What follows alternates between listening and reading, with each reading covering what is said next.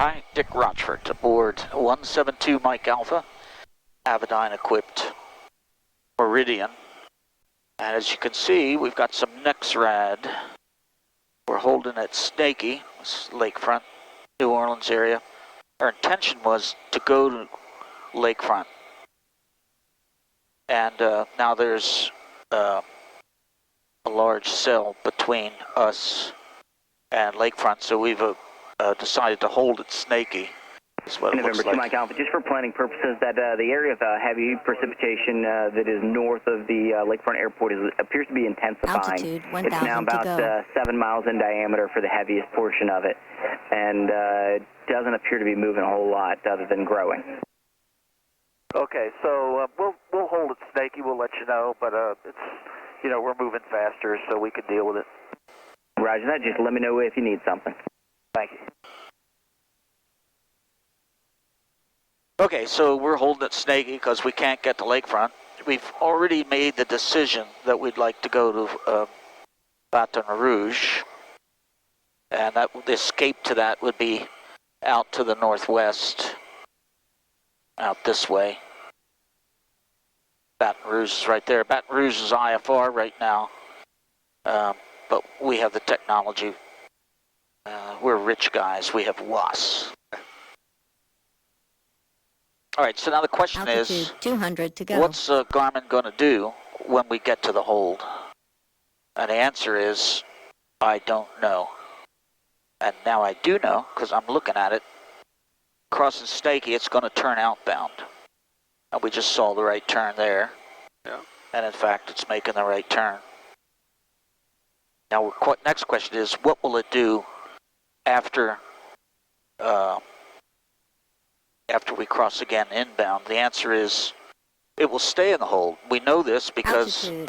there's nothing past Snaky. But if we wanted to know for sure, we could press and hold clear, home rather, and note that the unsuspend button is grayed out. So there's nothing we could do to get out of suspend. And that's the logic is we haven't put anything in there. So of course it's going to stay in the hold. We've selected 500 pounds, which once we're in level flight will give us 130 knots ice penetration in VA, más o menos.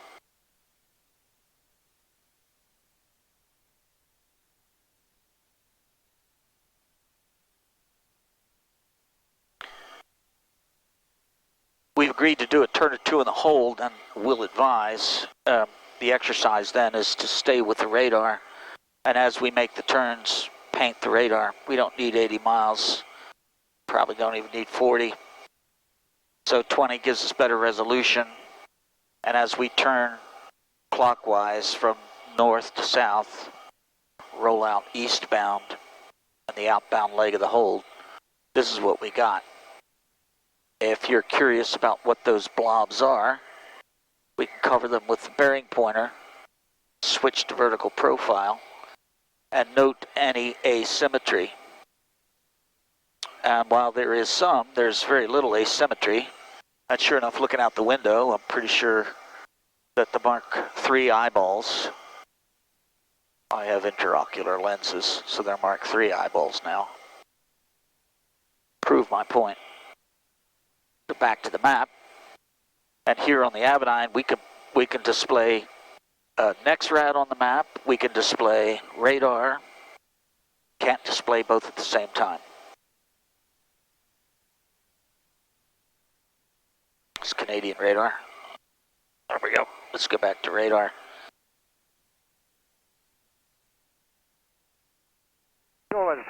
That's the RDR 2000 color weather radar. Meridian's 903, That's the next Bravo Delta, Nolan's approach, Nolan's They're all not 20996, data spots, but it's good enough corroboration that we can believe it. Well, the last one I got was Since we're in the hold, we'll go to the center mode 18 right. so we can see that which is behind us as well. And I'm showing you some heavy to extreme precipitation just north of the lakefront airport. It's about 8 miles in diameter, and then there's heavy stuff extending to the southeast, as well as a line moving in from the west. I've got 2 aircraft currently holding out for lakefront airport. Stay in tension. Okay, they're holding because the weather's so bad. I guess I need to hold myself. November 3 Bravo Delta, yes sir, it's pretty bad right there on final for 18. It goes from about 3 mile final all the way to the runway, and I'm painting heavy to extreme precipitation.